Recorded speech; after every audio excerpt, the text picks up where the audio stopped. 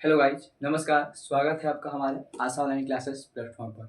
आज हम लोग जो है वह क्लास 10th के लिए गणित सब्जेक्ट को पढ़ने वाले हैं।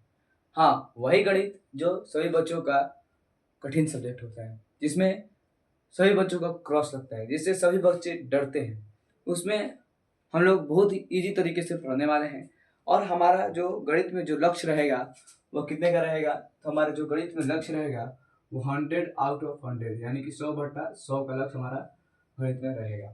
और ऐसा तैयारी आपको कराया जाएगा कि आप सही में एकदम फोड़ के आएंगे पेपर, 100/100 सही करके आएंगे, 100/100 सही बना कर आएंगे। चलिए, तो हमारा स्टार्ट करते हैं क्लास को। हमारा पहले चैप्टर का नाम है गणित। क्लास 10th में जो है वो बीटीसी हो या एनसीईआरटी बुक हो, हमारे पहले चैप्टर का क्या नाम है? हमारे पहले चैप्टर का नाम है वास्तविक संख्या। वास्तविक संख्या में ज्यादा कुछ नहीं है। वास्तविक संख्या जो है बहुत ही कौन सा सब्जेक्ट है, चैप्टर है, इजी है। वास्तविक संख्या जो है वो इजी है। इसमें हमें 2-3 स्टेप क्या करना है। पहला हमें जो है वो सिद्ध करना है, सिद्ध करने वाला प्रश्न, यह भी बहुत ही इजी होता है। दूसरा क्या होता है? दूसरा यूक्लिड विभाजन एल्गोरिदम है। दूसरा कौन है? यूक्लिड विभाजन प्रमेय, प्रमेयिका या यूक्लिड विभाजन एल्गोरिदम, ठीक है। और तीसरा क्या है? HCF तथा LCM और अभाज्य गुणनखंड विधि, अभाज्य गुणनखंड। बस यही कुछ सीखना है। इसमें देखिए, इसमें सिद्ध करने वाला तो बहुत ही आसान है। एचसीएम एलसीएम आप लोगों को आता है मामूली तौर पर निकालना। और एचसीएफ जो है वो किस अभाज्य गुणनखंड विधि से निकालने के लिए, और एलसीएम भी अभाज्य गुणनखंड विधि से निकालने के लिए दोनों प्रकार के बताया जाएगा। और एचसीएफ के लिए केवल कौन सी विधि होगी? यूक्लिड विभाजन एल्गोरिदम विधि। यही जो 4 टॉपिक है, यही 4 टॉपिक में हमारा पूरा घूमने वाला है। जैसे कि हम लोग सबसे पहले बात करते हैं, सिद्ध करने वाला प्रश्न जैसा होगा वैसा किया जाएगा। सबसे पहले हम लोग बात करते हैं किस पे? तो यूक्लिड विभाजन एल्गोरिदम विधि पर। यूक्लिड विभाजन एल्गोरिदम विधि होता क्या है, किस प्रकार से वह कार्य करता है, किस प्रकार से होता है, हम लोग कौन सा देख रहे हैं? यूक्लिड विभाजन एल्गोरिदम। आप जानते होंगे कि भाज्य बराबर क्या होता है। आप जानते होंगे कि चूंकि भाज्य बराबर क्या होता है, तो भाजक गुना भागफल प्लस शेषफल, ठीक है। शेषफल, भाज्य बराबर भाजक गुने भागफल प्लस शेषफल। मान लीजिए आप किसी संख्या को, देखिए किस प्रकार से, मान लीजिए 2 हो और 9 में भाग देना है, 4 8 1 बचेगा, ठीक है। इसको हम लोग क्या कहते हैं? इसको हम लोग भाज्य कहते हैं, इसको भाजक कहते हैं, ठीक है। इसको हम लोग भागफल कहते हैं, इसको हम लोग शेषफल कहते हैं, ठीक। इतना काम आता है सबको, यही कहते हैं। इसमें क्या कहता है, हम लोग भाज्य को यानी कि बी कहते हैं, ए कहते हैं, और भाजक को बी कहते हैं, और भागफल को क्यू कहते हैं, और शेषफल को आर कहते हैं, रिमाइंडर, ठीक है। ये बात तो समझ गए। बस यहाँ पे क्या था, भाज्य जो यहाँ पे होगा, भाज्य बराबर होगा भाजक 2 × 4 + 1, 2 × 4 8 और +1 9, तो दोनों बराबर हो जाएगा, भाज्य बराबर इतना, ठीक है। कुछ इस प्रकार से है। इसको हम लोग भाज्य को किससे लिखेंगे? तो भाज्य को हम लोग ए से लिख देंगे, और भाजक को किससे लिखेंगे? हम लोग डिवाइड करेंगे बी से, गुना क्यू प्लस आर, ए बराबर बी क्यू प्लस आर। इसका एक और शर्त क्या है, जहाँ आर जो होगा वो 0 से बड़ा बराबर होगा, यह कंडीशन इस पर लागू होगा। बस इसमें कुछ नहीं करना है, बस इस प्रकार से ही कर देना है। और आर यहाँ पे 0 के बराबर हो सकता है इसमें। जैसा कि आप एक एग्जांपल ले लें, यही का 2 और 9 का मौसा अगर निकालना हो, इससे मौसा निकलता है। यूक्लिड विभाजन एल्गोरिदम से क्या निकलता है? सिर्फ मौसा ही निकलता है। 2 और 9 का अगर मौसा निकालना हो तो ए बराबर बी क्यू प्लस आर। जो बड़ा होगा ना उसे हम लोग क्या कहेंगे? ए, और जो दूसरा होगा उसमें उसको हम लोग कहेंगे बी, ठीक। ए और बी, 1 है 9 बराबर 2 में कितना गुना करेंगे? 9 से कम हो 4 से प्लस 1 हो जाएगा। और जो यहाँ पे b रहेगा और जो यहाँ पे r रहेगा, b अब क्या बनेगा, a बनेगा, r क्या बनेगा, r बनेगा b। ठीक है, b बनेगा a और r बनेगा b। इस बात को ध्यान से समझिएगा, b बनेगा a, r बनेगा b।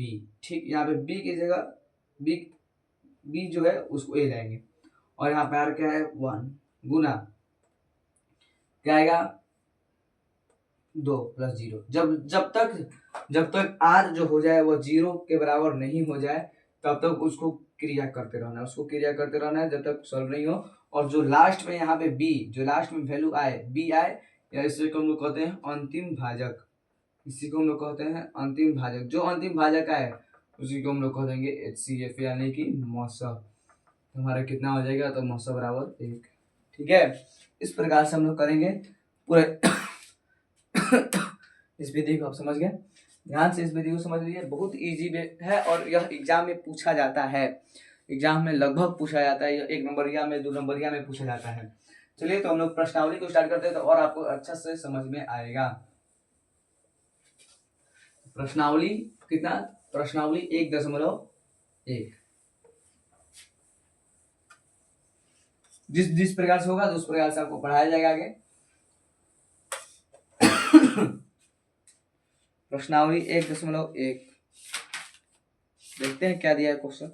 अरे यार, पहला में क्या कर रहा है कि निम्नलिखित संख्याओं का HCF ज्ञात करने के लिए यूक्लिड विभाजन एल्गोरिथम, जैसा कि हम लोगों ने बताया यूक्लिड विभाजन एल्गोरिथम क्या होता है, a बराबर BQ प्लस आर, a बराबर BQ प्लस आर, वही एल्गोरिथम यानी प्रमेय का प्रयोग करना है।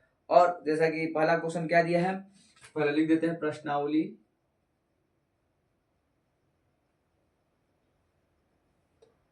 1.1, प्रश्नावली 1.1। ठीक है, इसमें क्या करना है, हमें कुछ नहीं करना है। सबसे पहला क्वेश्चन हमारा क्या है, यूक्लिड विभाजन एल्गोरिथम से। क्वेश्चन किसका है, 135 और 255।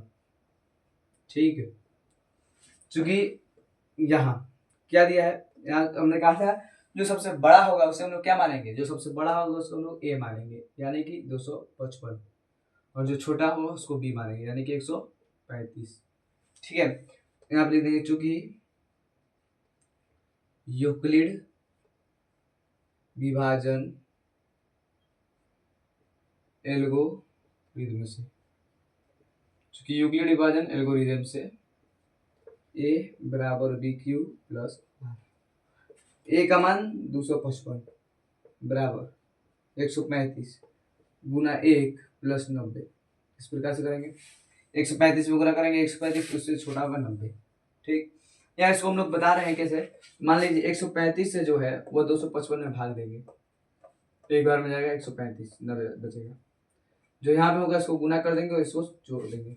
ठीक, अब यहाँ पे हमने क्या कहा था, जो यहाँ पे b होगा यहाँ पे क्या बनेगा, a बनेगा, और जो यहाँ पे r होगा वो क्या यहाँ पे b बनेगा। ठीक है, जो यहाँ पे b है उसको बना देंगे a 135, अब इसको 90, अब यहाँ पे वही क्रिया करेंगे, 90 भागा 135, 1 90 45। ठीक, शेषफल कितना बचेगा 45, 90 गुना 1 प्लस 45।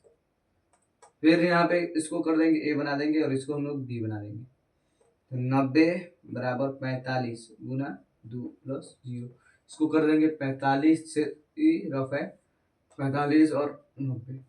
ठीक है,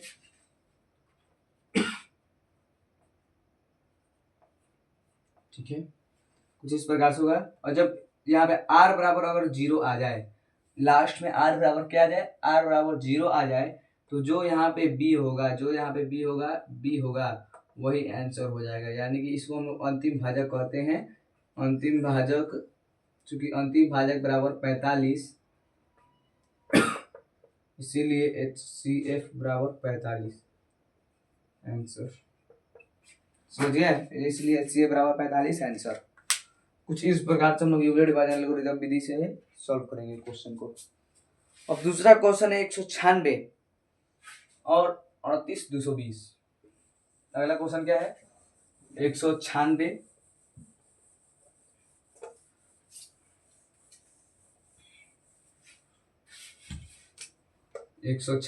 और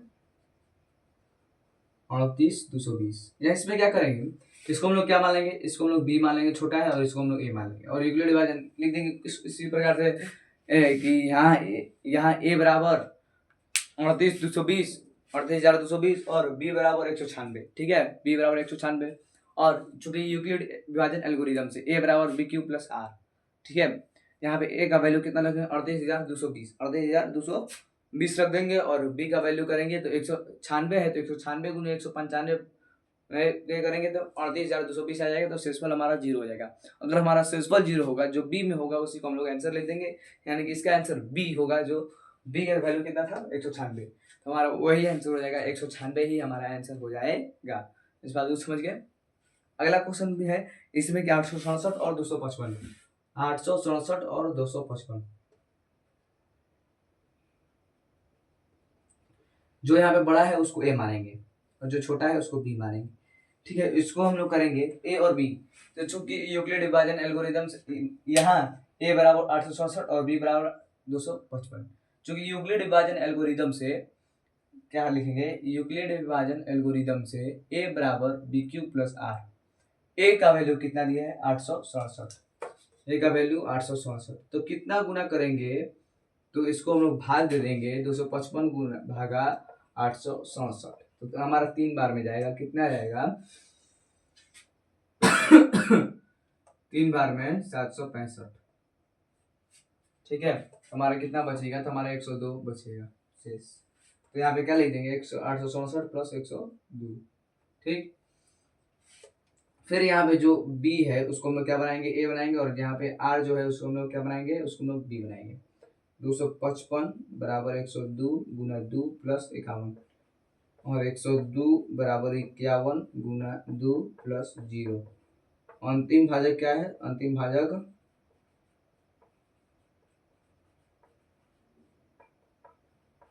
इसीलिए HCF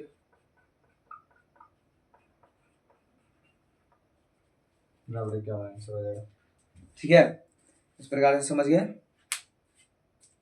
कुछ इस प्रकार से हमारा प्रश्नावली रहने वाला है, कहानी खत्म हो जाएगा। बस यूक्लिड विभाजन एल्गोरिदम विधि ही है इसमें। अब इसमें कुछ जान नहीं है। अब सिद्ध करने वाला प्रश्न है, वह सिद्ध करने वाला प्रश्न अगले वीडियो में हम लोग ला सकते हैं, या इसी वीडियो में सिद्ध करने वाला प्रश्न जो है अगले वीडियो में देखते हैं। वह जितना भी सिद्ध करने वाला होगा सब एक जगह कर दिया जाएगा, बहुत ही ईजी में होगा। यूक्लिड विभाजन एल्गोरिदम विधि आपको बहुत ही अच्छे तरीके से समझ में आया होगा। इस तरीके से आप बनाएंगे तो एग्जाम में 2 नंबर का जरूर हो जाता है। धन्यवाद, थैंक यू।